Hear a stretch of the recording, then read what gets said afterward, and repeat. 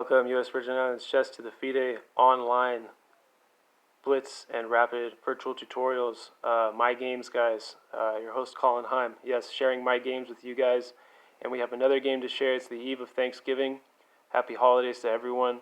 A game finally by myself now with white pieces, granted to me by the server, as it does, guys. Let's just get right into it. Beautiful. This is how you play with the white pieces. E4, E5, knight F3, and knight to C6. Okay, so we know the really low pay guys goes for bishop E5, but instead in this game, your instructor just played C3. Now maybe going for Steinitz. So bishop C5 was played by my opponent now, and this was a rapid game, guys, by the way, 15 plus 10, and I pushed D4 here. So after D4, my opponent captures with the E pawn. I capture with the C pawn now, attacking the dark squared bishop. Bishop goes to B4 now with check, and bishop to D2. And after bishop takes, queen takes. In some cases, if we look at some analysis here, guys, maybe knight takes. But then after that, maybe black can just keep developing. And after this, yeah, who knows what to say? Anything could happen. So that's why in this position here, after bishop into D2, queen recaptures, and D5 now played by my opponent, so now fighting for the center. I want to thank you guys for participating and watching this video with Colin Heim, U.S. Virgin Islands chess instructions, virtual tutorials. Great to have you guys here. This is a really epic game. So let's keep going. These moves were all played in the game now, of course. E takes on D5, and after queen takes, the most played move is knight C3, and that's what was played now, attacking D5 queen. And queen to H5. A pretty typical move in this position now. My opponent looking for some kingside play now, as the light squared bishop for white is still undeveloped. So that's why I played the most aggressive move in the position, which is long castles. Maybe the most aggressive move. Now bishop F5 by my opponent, eyeing C2 square, eventually wanting to get that knight maybe to B4 now for black, and H3, and knight F6. And by playing H3, guys, I was going after this fork here. As we see, this is highly unrecommended by the engine, and I played it anyway. G4, now bishop can just take. Right, guys, if you recapture here with the pawn, queen is winning on H1. Okay, that's why in this position, you're not encouraged to play G4, so in this position, I actually made a small mistake. But let's see how I bounce back from this mistake, boys and girls. Bishop E2 now covering the knight that's under attack by the bishop and the queen. And after bishop into F3 capturing, queen E3 check. Black king is in check, so now the knight drops back to block. I guess my opponent in this position didn't want to play something like maybe king F8, because I think at some point, here, white's just doing better, even after this. Yeah, it's just some more thorough analysis, guys. I think this actually looks really good for Team White. Yeah, because now B7 is under attack, and I'm ready to get my rooks involved, and the king is all nestled here in the corner. And yeah, it's kind of protected, but I think it's a matter of time before white gets the cavalry involved, despite being down a pawn in that position. Okay, so none of that happened in the game, but what we saw was here, as we mentioned, queen E3 check, knight drops back, bishop into F3, and now queen to A5. Okay, so sliding all the way across the board there. The maximum distance from H5 to A5, so maybe a good move now. And rook HE8 now, attacking the defense of the king on E7 twice now. And sort of an engineering move here. That's very interesting. Now, the only way to actually defend, well, I guess you could always play queen into B4, and that still defends the knight, but instead, my opponent here just drops back and defends the knight with the other knight. Okay, so, but in doing so, guys, did we spot this? Did we spot this tactic? After doing so, B7 is just hanging. Right, so this is already going to give white a huge advantage now, guys. So after bishop into B7, don't worry, it's not all over yet. Rook to B8. And here is a check. Notice how the knight is unable to capture because that is in the way of the king and the progress of the attack of the queen, so that is an illegal move. So king goes to D8. Of course, the engine recommends F8, of course. but eventually, yeah, I think bad things are coming here for black anyway. That's just my opinion. Instead, king to d8 and b3 now. This is a good move because it kind of picks up white's head and says, hey, you're not really completely safe on this side.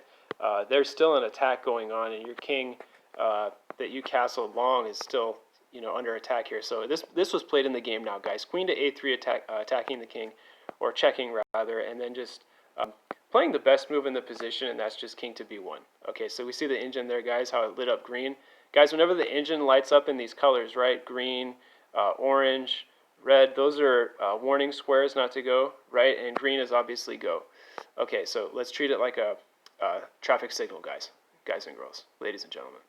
Okay, so we see knight to f6 now, just wanting to develop, and guys, notice how I actually can't capture the knight now, right? Why? Because it's defended by the a3 queen. Did you guys spot that? Good eyes, guys, good eyes.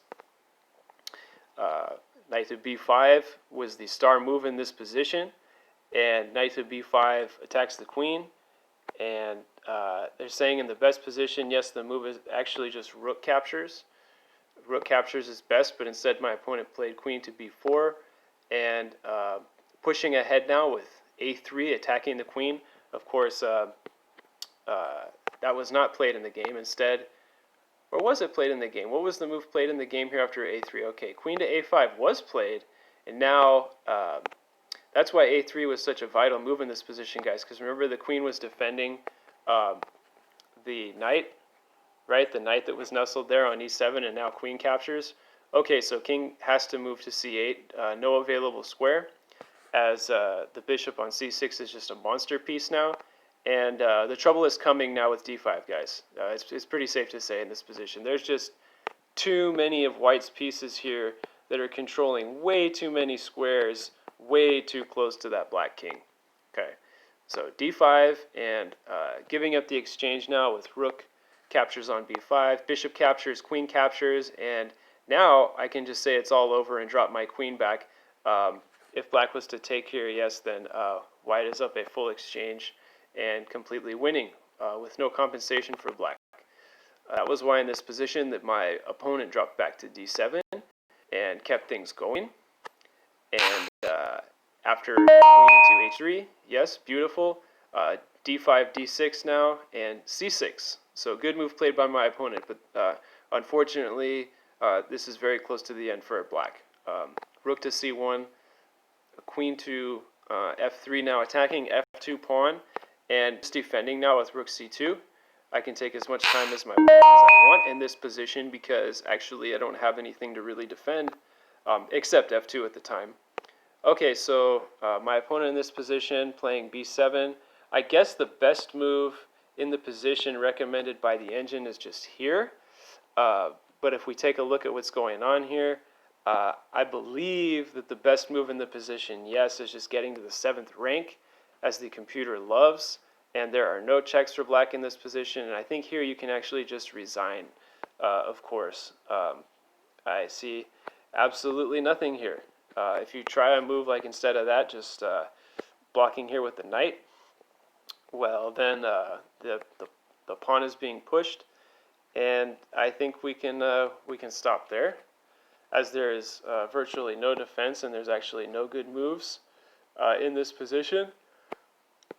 So you'd have to do something like exactly not move the queen, but yeah, probably just take here, and then after that, capturing with the rook. And of course, none of that happened in the game, but now we are analyzing the final position. Now let's go to what happened really in the game. We saw rook c2, knight drops back, queen a5, and now it's all over, king b7, and after getting to that check square on c7 now, the queen is defended by the d6 pawn. That's why you could throw a check there.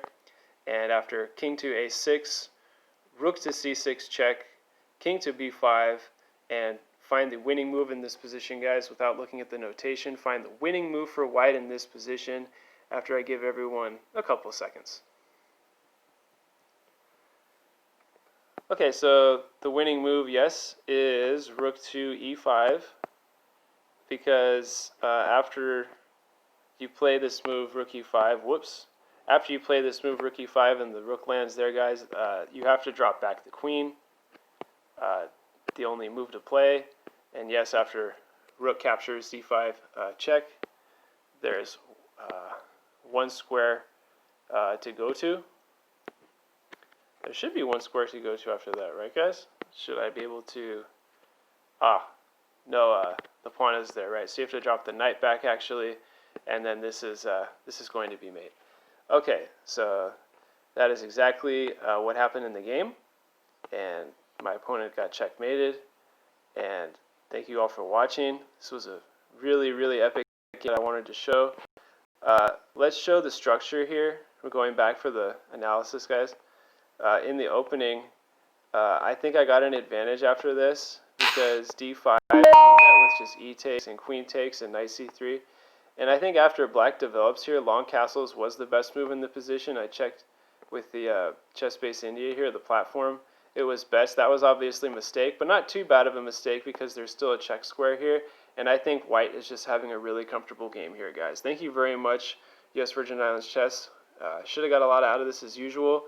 Thank you guys so much for participating, and see everyone on the other side with much more raw footage to come from the FIDE Online Arena with your host, Colin Heim. Bye-bye, guys. See everyone on the other side. Take care.